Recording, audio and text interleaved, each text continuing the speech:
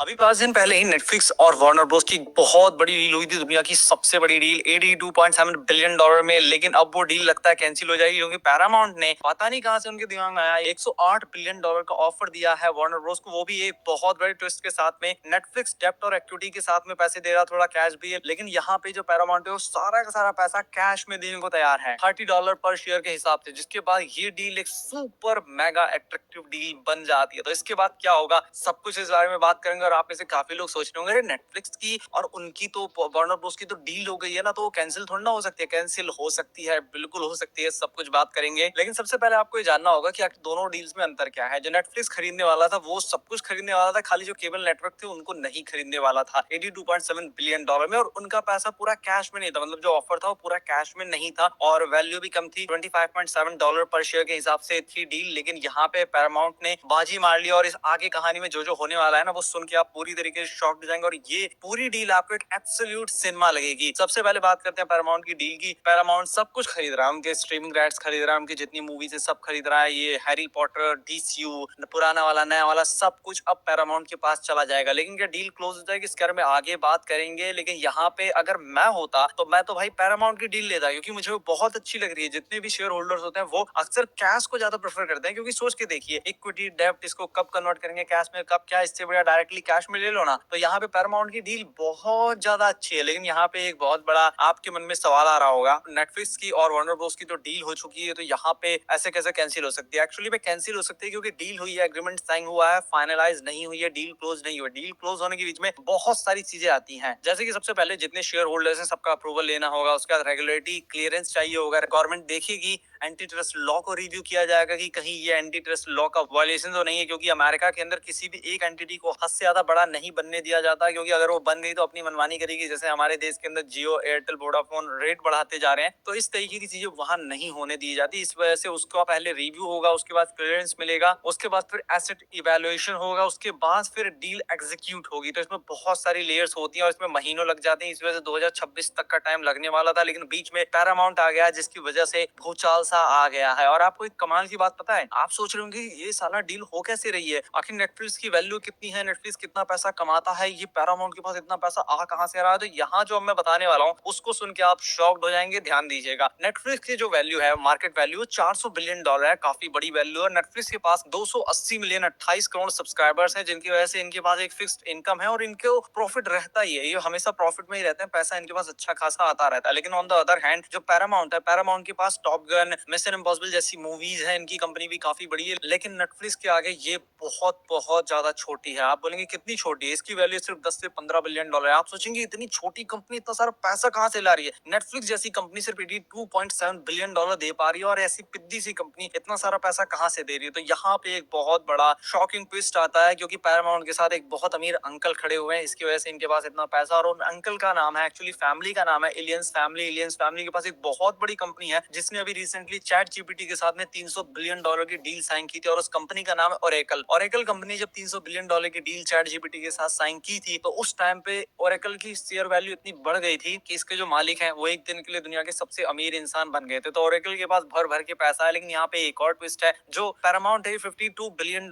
Loan की form में पैसा लेगा, और तब शेयर होल्डर्स को देगा, मतलब लोन लेगा, उसका इंटरेस्ट पे करेगा कई सालों तक, बाकी का सारा पैसा ये अमीर लोग देंगे। तो यहाँ से ये लोग पैसा अरेंज कर रहे हैं। लेकिन नेटफ्लिक्स लोन नहीं लेने वाला था, नेटफ्लिक्स अपने हाई वैल्यू शेयर्स देने वाला था, डेब्ट और इक्विटी की फॉर्म में पेमेंट कर रहा था, वो ऑल कैश में पेमेंट नहीं कर रहा था। तो यहाँ पे आप कोई भी हो बोलेंगे कि भाई हमको तो पैरामाउंट का ऑफर जच रहा है, क्योंकि ये लोग सारा का सारा हमको कैश में दे रहे हैं, तो क्या इससे डील क्लोज हो जाती है? नहीं नहीं नहीं, ऐसा नहीं हो सकता। आप बोलेंगे क्यों नहीं हो सकता? ऐसा इसलिए नहीं हो सकता कि जब पैरामाउंट जैसी ऐसी पिद्दी सी कंपनी अपना ऑफर बढ़ा सकती है, तो नेटफ्लिक्स जैसी इतनी मेगा जायंट कंपनी क्या अपना ऑफर नहीं बढ़ा सकती? डेफिनेटली बढ़ा सकते हैं। और उनको दिख रहा है कि आने वाले समय में लोग ओटीटी पर ज्यादा मूवीज एंड सीरीज देखेंगे, क्योंकि लोगों को घर पे बैठ के देखना ज्यादा पसंद है। थिएटर रीच कम हो रही है, ओटीटी रीच बढ़ रही है। तो इस वजह से क्या नेटफ्लिक्स अपनी बिड नहीं बढ़ा सकता? 110% बढ़ा सकता है। अभी तक नेटफ्लिक्स सेफ खेल रहा था, अब अगर नेटफ्लिक्स सेफ ना खेलते हुए एग्रेसिव स्टांस लेगा, तो वो 110% इस डील को 110 बिलियन ले जा सकते हैं, 120 बिलियन ले जा सकते हैं। और पैरामाउंट नेटफ्लिक्स के आगे कहां तक टिकेगा ये मैं कह नहीं सकता, क्योंकि पैरामाउंट के साथ में खड़े हैं बहुत अमीर लोग, ओरेकल कंपनी का मालिक। इस वजह से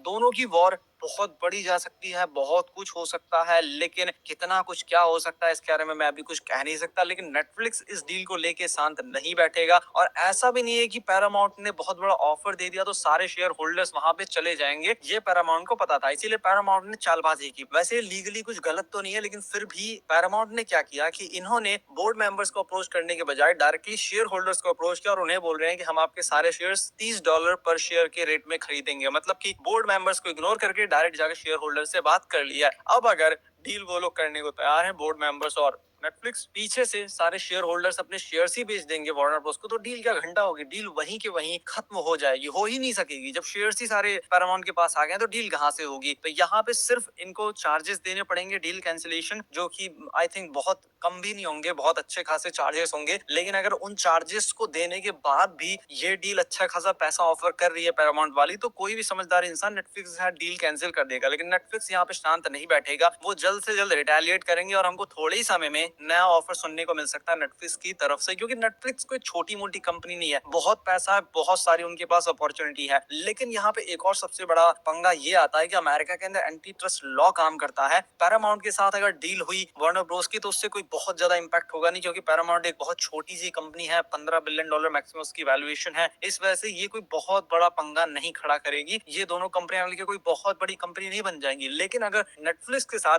वार्नर ब्रोस की डील हुई तो ये एक मेगा मेगा कंपनी बन जाएगी, हद से ज्यादा बड़ी कंपनी बन जाएगी, जिसकी वजह से कहीं ना कहीं एंटी ट्रस्ट लॉ में थोड़ा सा दिक्कत आती है, जिसकी वजह से हो सकता है इनकी डील कैंसिल हो जाए। लेकिन नेटफ्लिक्स के जो को सीईओ हैं वो बहुत बार डोनाल्ड ट्रंप के साथ जा करके बात कर चुके हैं, इस वजह से हो सकता है कि डील हो जाए। मुझे तो यहाँ पे पैसे के मामले में कोई कमी नहीं लगती, पैसे के मामले में ये डील नहीं रुक सकती, नेटफ्लिक्स इसको मैनेज कर लेगा। लेकिन पंगा आ सकता है यहाँ पे सिर्फ और सिर्फ एंटी ट्रस्ट लॉ के चलते, अगर उसको ढंग से मैनेज नहीं किया तो ये डील कैंसिल हो सकती है। अब यहाँ पे हम लोग क्या कर सकते हैं, हम लोग बैठ के तमाशा देख सकते हैं कि आखिर दोनों में से कौन जीतता है कौन नहीं। बाकी जो हो रहा है उसको देखने में काफी मजा आ रहा है कि इतनी पिद्दी सी कंपनी इतनी बड़ी कंपनी को इतने बड़े ऑफर में खरीद सकती है अमीर लोगों के साथ मिलके। और ऐसा क्या पहले हुआ है? डेफिनेटली हुआ है ऐसा पहले। आपको मैं एक प्राइम एग्जांपल दूं, स्टारबक्स कंपनी जो है, ये ओरिजिनली जिन लोगों की थी वो लोग इस कंपनी को नॉर्मल रखना चाहते थे, ज्यादा बड़ा नहीं करना चाहते थे। लेकिन इन लोगों ने एक मैनेजर हायर किया था, मैनेजर गया दूसरे देश में, वहां का कॉफी कल्चर देखा कि वहां तो लोग कॉफी पीने नहीं आते, वहां तो लोग एक थर्ड होम की तरह आते हैं कि वहां पे आके वो आराम से बैठ सके, अच्छा जीवन बिता सके, मतलब वहां पे इंजॉय कर सके। तो ये वाला ऑफर ये लोग रिजेक्ट कर दिए थे, स्टारबक्स के ओरिजिनल जो ओनर्स थे। तो यहाँ पे जो मैनेजर था, कंपनी छोड़ के दूसरी कंपनी खड़ी किया, बाद में वहां पे उसका बिजनेस अच्छा चलने लगा, स्टारबक्स ओरिजिनल डूबने लगी, तो उसके ओनर्स आए इसके पास कि भाई मेरी कंपनी खरीद दो। लेकिन इस आदमी के पास, मतलब कि जो मैनेजर था उसके पास तो पैसे थे ही, तो इसने बिल गेट्स के बाप से पैसे लिए थे, उसके बाद जाके इसने इस पूरी कंपनी स्टारबक्स को खरीदा था। और खरीदने के बाद आज के टाइम पे जो स्टारबक्स है वो स्टारबक्स ऐसे ही था। तो ऐसा बहुत बार होता है, बहुत लोग करते हैं, कोई बहुत बड़ी बात है नहीं।